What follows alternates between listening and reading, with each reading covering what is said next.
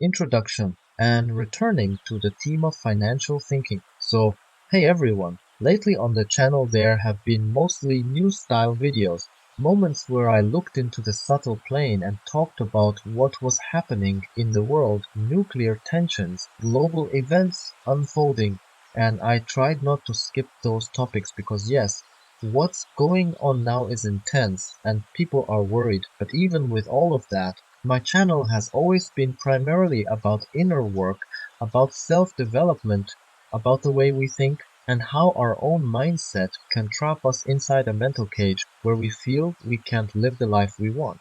That's why, even though the world is full of things I could comment on every day, I still feel it's important not to lose touch with the deeper themes, the ones connected to our inner growth. So today I want to return to the topic we paused earlier, the theme of money, financial thinking, the way we relate to finances, goals, instruments, and how all of that shapes the direction of our lives. And you won't hear anything like the typical coaches say. I'm not here to sell glossy slogans or give staged advice. What I will tell you is my own story, my own path, the way my perception of money and finances formed through lived experience. You asked for this in the comments, and now I'm ready to share it. Why I reject narcissistic luxury coaching. There are many people online, so-called money coaches, who try to teach financial thinking by showing off expensive bags, luxury scenes, cars, focus, glamorous locations, all of it wrapped in this glittering narcissistic marketing. They try to convince you that because they pose with luxury goods, they have the right to teach you about money. But to me, all of that is empty. It kills a person's self-esteem. It creates a distorted model of thinking, parasitic in nature, where the only focus is consumption. And I have never in my life seen someone genuinely happy from living in that mindset. Luxury stacked on luxury, perfection in every post, and yet it's all a performance, a bait, like a worm on a hook to pull the fish in. This kind of marketing is not about teaching people financial thinking. It's about creating a shiny illusion to manipulate attention. I don't want to participate in that. I don't want to use narcissistic marketing when I talk about money. Why I prefer the term financial thinking. Even the phrase money mindset feels ruined to me because of how influencers turned it into glitter and ego. So I'd rather call it financial thinking because that word feels grounded. It's not about throwing money around. It's about understanding how to think, how to plan, how to distribute resources wisely, how to build a stable life, how to make conscious decisions. Financial thinking is analytical, practical, thoughtful. It's not about showing off. It's about understanding how to use money in a way that supports your life, your goals, your direction. And for some reason, since childhood, this came naturally to me. My childhood and early signs of financial awareness. Ever since I was a kid, I somehow understood how to allocate money. Even tiny amounts, I could make it stretch. I could plan. I could organize, save. I could save. Mathematical thinking was natural to me. I enjoyed it, and at one point I even wanted to become an accountant, study finance, work with numbers. But financial thinking is not just math, it's a mindset. And and I'm proud to say that I developed that mindset on my own. I didn't have wealthy parents. I grew up in the 90s, and anyone who remembers that time knows exactly what that means. There were days when the only food in the house was a loaf of bread, homemade mayonnaise, and tea. That was it. No one bought me cars, apartments, expensive things. I achieved everything myself. I never relied on men to finance my life. I wasn't interested in that. I always relied on myself, and I wanted to learn, to grow, to improve, to including in financial matters. And I truly enjoyed analyzing money, figuring out where to invest, how to save, how to plan. I never inherited financial literacy. I built it. My parents didn't have financial literacy either, so I didn't learn it from them. Everything came through my own efforts and my own mistakes and my own thinking. And yet, despite all of that, By the age of 23, I bought my first car by myself. Half of it I paid with savings from my small salary, and the other half I took on credit not because I couldn't save, but because I needed a credit history. By that time, I had already created a long-term plan in my head: first buy a small apartment, a studio or a one-room, and then expand over time. And despite what people might assume, I did not buy property because of YouTube. Before YouTube even existed in my life, around age 30 or so, I had already changed several cars, and together with my husband we had already bought several apartments, not because we had huge incomes, but because my thinking allowed me to grow steadily and consciously. And that is why I feel I have the right to speak about financial thinking. Not from theory, but from experience. Why I rarely talk about my achievements. So, sorry for the long introduction. I'm simply not the kind of person who sprinkles glitter everywhere. If you've been watching my channel for a long time, you know this already. I often talk about deep things: self-development, the inner world, subtle mechanics of the psyche. But I almost never talk about myself. I don't enjoy bragging. I don't enjoy showing off achievements. I don't enjoy listing what I own, what bags I have, what cars I drive. That's just not who I am. And even though I do own nice things, even though I can afford branded items, I genuinely see no point in turning that into content. Why flaunt a dear bag when you could invest the same money into something meaningful? Something that actually grows your life instead of empty ego? That's why luxury for the sake of luxury never resonated with me. Consumption for consumption's sake doesn't create wealth. It destroys financial stability. Real financial thinking is the opposite of that. What true financial thinking really means: there is a woman in Russia known as one of the wealthiest, and when she was asked where she buys her clothing, she said, "I buy my clothes right here on Wildberries." And that is financial intelligence. Not buying to impress, not chasing status symbols, but understanding what money is for and how to use it. So let me finally move to the essence of the topic, because here is what I really want to say. When your thoughts revolve around consumption, when your attention is stuck on wanting more stuff, on craving luxury for the sake of luxury, that mindset does not lead to more money. It leads only to waste, to losing control, to letting money slip away like water through fingers. The mindset of "I want this brand, I want that luxury item, I want to look rich, I want to live the aesthetic." This is not financial thinking. It's consumer thinking, and it leads nowhere. So let me offer you another approach, the one I myself lived through, the one that worked in my real life. How my financial thinking formed naturally. Everything I'm going to say now comes from my own experience. I didn't read financial books. I didn't study courses. I didn't learn from coaches. And yet people sometimes ask me which financial thinker my mindset resembles. Probably the closest is Igor Rybakov. Not in everything, especially not in how he talks about saving, but in the general way he speaks about thinking, about using money as a tool, about putting resources into things that build your life. Money is not for ego. Money is not for showing off. Money is an instrument of creation, something that supports your goals, that opens doors, that allows you to realize projects, that lets you build the life you dream of. Money is never the goal. It is the tool, and when you shift your mindset from "I want things" to "I want to grow," everything changes. The difference between being self-sufficient and being dependent. A healthy financial mindset grows from self-sufficiency, not from waiting for someone to rescue you, not from hoping a partner will pay for everything, not from thinking I'm a princess, I deserve gifts, or men should buy me everything because that's how it should be. No, that is infantile thinking. That is psychological dependence. That is not freedom. Financial independence begins when you see yourself as the one who builds your own life, your own path, your own stability. And honestly, even as a teenager, I never relied on my parents financially.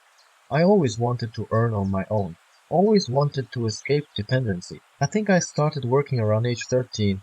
Little things at first, helping in a small shop, earning small amounts, But even then, my first instinct wasn't to run and buy candy. It was to ask myself, where should I put this? What is the right way to use it? What is rational? My thinking moved toward allocation, not instant gratification, and that mattered. Why financial thinking always begins with knowing what you want. I often tell people, you must know what you want. And that includes money, because money is not some magical external force. Money is a resource, your resource. And many people treat money as something alien, as if it belongs to someone else, as if they must beg the universe for it, pray for it, wait for it to fall from the sky. When you do that, you're already disconnected from your own finances, because if you believe money isn't yours, isn't under your control, isn't something you can direct, then of course you can't handle it well. Money responds to clarity, to direction, to understanding. If you treat money like a mysterious stranger who may or may not give you something, you will never feel financial stability. Financial thinking begins with a simple shift. Money belongs to me. This is my resource. I earned it. I control how it moves. I decide where it goes. Without this feeling, everything collapses. Feeling like money isn't truly yours, and why this blocks everything. If you've ever caught yourself thinking that money is something someone else hands out, that there is some higher force, some person, some system that decides whether you receive money or not, then this is already a major problem in your mindset. Because when you feel like money belongs to someone else, when you feel like you're merely given a little, when you imagine yourself holding out a bowl, hoping someone throws you a piece of bread, you immediately lose the sense of ownership. And without ownership, there is no control. You cannot manage what you do not feel is yours. And this is the hardest place to be, feeling like money is separate from you, as if money is a force outside your life, outside your identity. So look honestly, do you feel like the money you earn really belongs to you? Do you feel that you have full right to it? Do you feel that you control it? Or does it feel distant, temporary, as if it might disappear any moment? If you feel the latter, then yes, this must be corrected. You must become the owner of your money. Try a simple experiment. Open your wallet, take the bills in your hands, or open your banking app. Look at the number there, and ask yourself quietly, do I feel like these are my money? Do I feel like I am their owner? Do I feel like I have the full right to decide what to do with them? Or does it feel like these were given to me? These don't truly belong to me. These will leave soon. I owe something to them, or I don't deserve them. If you feel distance, if you feel separation, if you feel unworthy, if you feel like you are not the master of your own financial resources, then this is exactly where your work begins. Because until you build that inner feeling, the feeling of ownership, you won't be able to direct money properly. Financial thinking begins with identity, with the feeling I am the one who controls this resource. If this is not your inner state, it must be cultivated. If money doesn't feel like yours, look at your inner beliefs. If you feel that money is not really yours, or that you somehow owe money something, this means there are inner beliefs blocking your financial identity.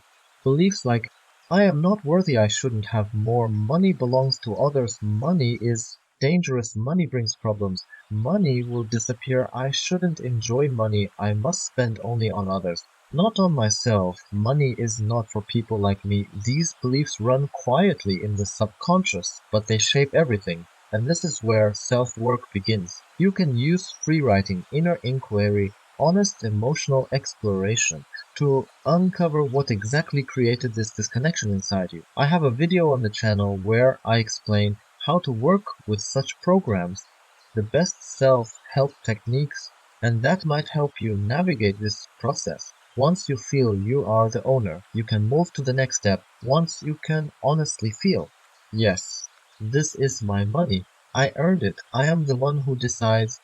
I have the right to choose. Only then you can move to the next level of financial thinking. And the next level is understanding this. People with small incomes often restrict themselves the most. They forbid themselves experiences. They forbid themselves trying something new. They live inside a tiny box of allowed choices, and this destroys both joy and motivation. Let me explain. The trap of constant self-limitation. I remember being 17. I had just started working full-time. My salary was tiny, of course. I lived with my father then. But what surprised me is how much my parents limited themselves. Their shopping list was always the same: carrots, beets, the cheapest essentials. If I suggested something new, like trying squid once a month, the reaction was always, "Too expensive, we don't need that, why waste money, better not." And I remember thinking even back then, why am I working then? What's the point of earning anything if I never allow myself to experience something new? Not every day, not often, but at least sometimes. Because if life is only survival, only bare minimum, the soul slowly suffocates. Why luxury ideology is toxic for people with modest income.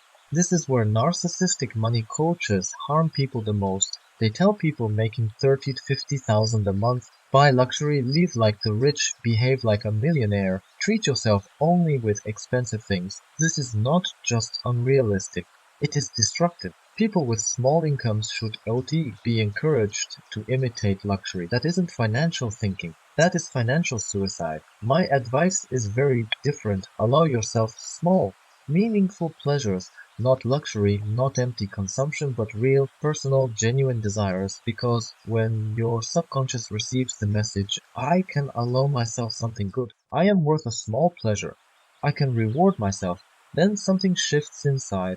Confidence grows, self-respect grows, motivation grows. This is far more powerful than buying luxury symbols. The subconscious needs to feel that you can receive.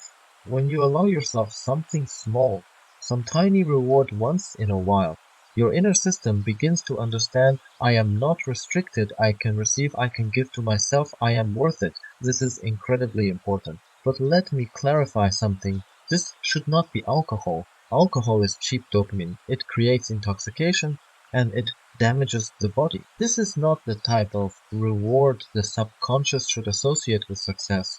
Choose something that is both pleasant and harmless. In my case back then, it was a small piece of cheese I loved. It was expensive for that time, but it made my mornings joyful, and it reminded me every day, I earned this. I can provide for myself. I am growing. I am moving forward. Why rewarding yourself matters, especially when your income is small.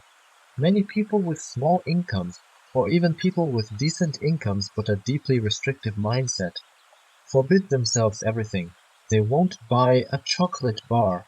They won't buy a banana. They won't buy anything outside the strictest essentials, because somewhere inside they hold this belief: I don't deserve to spend on myself. Everything must go to others. Everything must go to bills. Everything must go to necessities. And as a result, they spend an entire month working, and not a single coin goes toward their own well-being.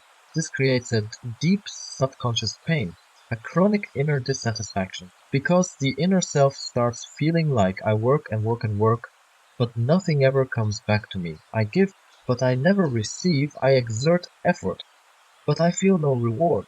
And when a person feels no reward, motivation slowly dies. The soul begins to whisper, why am I doing all this if nothing in my life ever changes? That is why small personal rewards matter so much. Not luxury, not showing off, not expensive nonsense. Just something small, something meaningful, something that says, I acknowledge my own effort. Why luxury rewards don't work and are often harmful. This is where narcissistic luxury coaches mislead people the most. They say things like, on your first salary, buy something ultra expensive. Treat yourself like a millionaire, buy luxury to attract luxury, act rich to become rich. No, this does not work. It pushes people into financial self-destruction. It disconnects them from their real needs. It feeds emotional emptiness with consumption. Luxury has nothing to do with genuine happiness. Happiness can be a simple chocolate cookie, a quiet moment alone, a hot coffee enjoyed in peace. Sometimes, for a mother of three, true happiness is simply going outside, buying a Snickers, and eating it alone. without anyone crying, grabbing, interrupting, or smearing it on the wall. Real happiness is not Dio, not Carter, not some glamorized illusion. Luxury does not create fulfillment. Presence does. Self-respect does. Peace does. To fulfill your real desires, you must learn to feel them. The key is not to buy luxury symbols, but to feel your real desires. Ask yourself, what do I actually want? What would make me happy right now? What small thing would feel like a reward after my effort?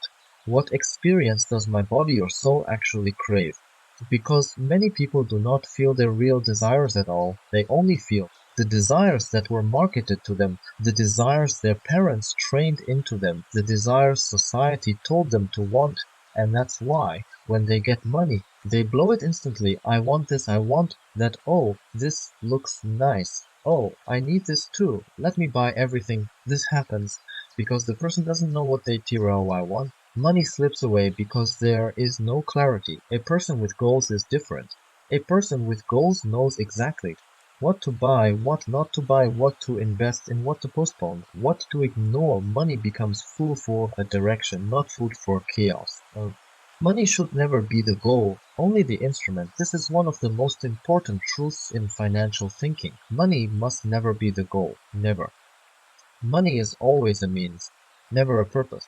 Even the universe responds differently when your intentions are formed correctly. If you set this as your goal, I want money, you block yourself. But if your intention is, I want to achieve this, I want to build, that I want to create this state, I want to reach this life vision, then money becomes the tool that supports this direction. Money comes for objectives, money comes for expansion, money comes for states, money comes for creation, not for ego, not for empty wanting, not for the desire to possess money for its own sake. This principle is foundational if you truly understand it. You understand the entire skeleton of financial thinking. Money supports states, not ego desires. Even in the world of luxury thinking, the logic is the same. People say, I want Cartier, but the truth is they don't actually want Cartier. They want the state that a Cartier represents to them. They want to feel different. They want to feel elevated.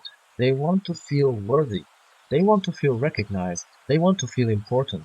But states are internal. They are not bought with objects. A new state of being must be grown inside first, then the outer world follows. Changing your inner state opens new financial levels, not the reverse. I went through 3 financial states in my life. In my own life, I overcame 3 distinct financial layers. First, the state of deep scarcity, feeling like survival was the only goal, counting every coin, feeling trapped in limitations. Second, the state of stability, being able to live calmly, pay bills, buy something small, save a little, feeling that life is manageable. Third, the state of expansion, where big things became possible, like buying my own car at 23, a real car, not a cheap junk vehicle, a real step forward, something solid, a milestone for myself, and I felt it inside. The moment where the inner state rises to a higher rung. I wasn't just surviving. I wasn't just stable. I was kept growing. I was stepping into a higher tier of life. And for a girl to buy her own car at that age, with no rich parents, with no financial help, that was a turning point. I still feel proud of that. The hardest transition, leaving the old environment behind. The next financial jump was the hardest, because to move to the next level, I had to change not just what I did, but how I thought and who I surrounded myself with. Igor Rybakov also talks about this, that your environment is like crabs in a bucket. When you try to climb up, the others pull you back down. Not out of malice, simply because they live in a different worldview. And yes, when your mindset grows, your environment begins to shift. People drift away. You drift away. Not because anyone is wrong, but because you no longer live in the same mental world. You begin to see wider, deeper, clearer, and the old worldview simply cannot hold you anymore. That transition is always painful, but it is necessary. My first big donation. And the lesson it taught me, at some point when I was just starting my YouTube channel, someone sent me a donation. Not a small one, 17,000. It was the biggest donation I ever received. Still is. I felt shock, gratitude, validation. It meant that what I was doing mattered to someone, that my voice actually helped, that my work carried meaning. My first instinct, like any mother, was to direct the money to the children, to family needs, to household expenses. But then I stopped myself. Wait, this was given to me. This is a thank you for my work. This is not for bills. This is not for responsibilities. This is for my soul. So I went to the mall, walked around, and asked myself what is my true desire. What do I want? What small thing will bring me joy? I bought something tiny, just a few thousand, and the rest I later added to the family budget. But that moment taught me something essential. Rewarding yourself strengthens your motivation. It anchors your sense of worth. It tells your subconscious my efforts matter. My work has value. I deserve to receive. The mindset exercise that changed everything. Around 19 years old, when I was saving for a car, I had a powerful realization. I went to an electronics store with friends, and as I walked through the aisles, I thought, I can buy this right now. I can buy that. I can buy a TV. I can buy a synthesizer. I can buy half of what's here if I want to. I want to, because I have goals, but I can. Nothing stops me except my own choices. This realization was life-changing, because I grew up in a house where everything was too expensive, where cheese was a luxury, where even a 20,000 ruble sofa was considered terrifying. But here realizing there are no external limitations, only internal ones. Walking through stores like that began training my mind. I am allowed, I have access, I choose my path, I direct my resources. This exercise is powerful. And I still do it today sometimes, not to buy, just to remind myself I am allowed to choose. I am the owner of my resource. How I learn to invest instead of consume. Today, when I enter expensive stores, I don't feel the urge to buy anything. I simply ask, where is the best place for my resources right now? A fancy pair of sneakers for 340,000. I don't need that. My money can work better elsewhere. In repairs, in improving my home, in meaningful equipment, in tools for my work, in future projects. Consumption for the sake of ego feels pointless. Investment feels powerful. Most luxury online is fake anyway. A secret many people don't know: most influencers don't own the luxury items they show. They rent them, or borrow them, or even use replicas. The glamorous lifestyle is mostly an illusion, and people destroy their financial stability trying to imitate a world that doesn't even exist. Real financial thinking is simple. Where do I place my resources so they grow my life image, not my ego, my life? Why I invest in my work and my growth. In recent years, I invested a lot into creating meaningful things: audio programs, subconscious transformation tools, methods for quitting addictions, techniques that help people shift deeply. To create all of this, I needed to delegate tasks, simplify my workflow, build better tools, improve my equipment, upgrade my environment. These are investments, because they expand what I can offer to the world, and what the world gives back to me. Money, see your energy materialized. At the deepest level, money is just condensed energy, your time, your effort, your creativity, your attention, your decisions. You project energy into the world, and the world returns it to you in a material form as resources. This is why you must feel ownership of it. This is why you must direct it consciously. This is why you must receive as much as you give. Energy exchange must be balanced. If you give endlessly and receive nothing, you collapse. If you take endlessly and give nothing, you also collapse. Balance is the key. When you expect free help, you also give yourself away for free. If you believe others owe you things for free, without exchange, without gratitude, without reciprocity, it usually means that you are the one who is used to giving your energy away for free, without being appreciated, without receiving anything back. People treat you the way you treat yourself. If you let your energy be taken freely, you will attract people who take. If you honor your energy, you attract those who honor it too. This is a crucial part of financial thinking, a powerful exercise that allows yourself possibility. You don't need to buy expensive things to shift your mindset. You can walk through a store, look at items, and simply allow the thought I can afford this if I choose to. I have access, I am not limited, I can if I decide. You don't need to purchase anything. Just allow the possibility. This breaks internal chains. This removes generational restrictions. This dissolves childhood conditioning. This opens the subconscious to abundance.